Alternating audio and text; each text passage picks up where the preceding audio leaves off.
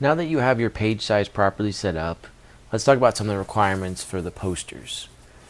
You need to have your name, the class name, your block, quarter, and year, short description of the project, list of the results, picture of you with your project, pictures of your project, pictures that might be part of the construction of the projects or steps that you took in order to get to the finished product, other information that might be important for the project, and other graphics from the internet that might be helpful in order to illustrate what you achieved throughout this project.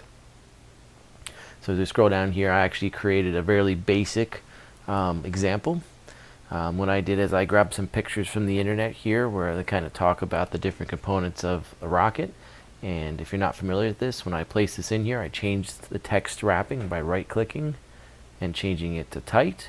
But if you notice, when I change it to tight, it adjusts things. So what I actually did was set it behind text.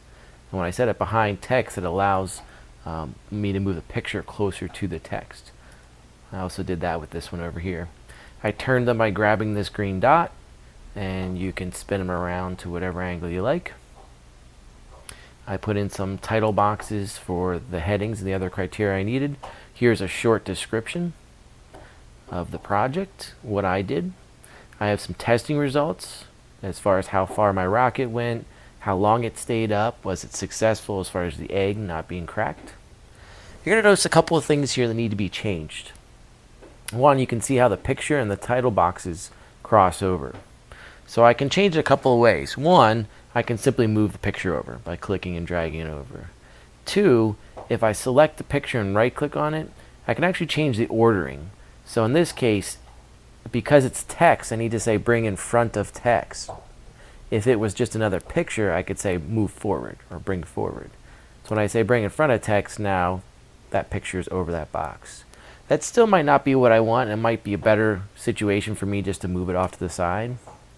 This picture here that shows the rocket on its launch pad is a nice picture, but there's a lot of extra information here, and you really can't see the rocket. So what we can do here is go up to the Format ribbon, and we're going to select Crop.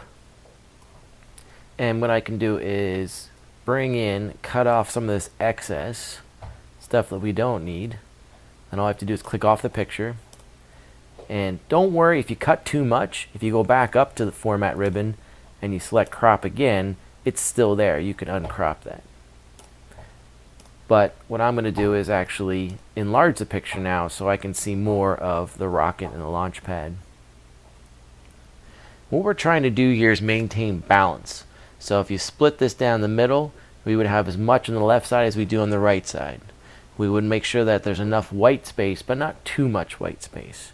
Right now, I would say this picture is a little too tall in comparison to this one, so I might want to play around with a little bit more, maybe cropping in the bottom and adjusting the size. If you ever create a title box and you want to get rid of the border, we can do that a number of different ways. First off, we can change the background, the shape outline, just by going through here, and you can see how they change. I can go to no outline right there, so you can see the border's gone. I could change the line weight, so if I want to have a really thick box around it, okay? Or I can make it a really thick black box and change the color to blue. We can also get into changing the fill, so giving it some background. What I do recommend here is making sure you watch your color scheme and not having a lot of different colors, but having similar colors, colors that work well together.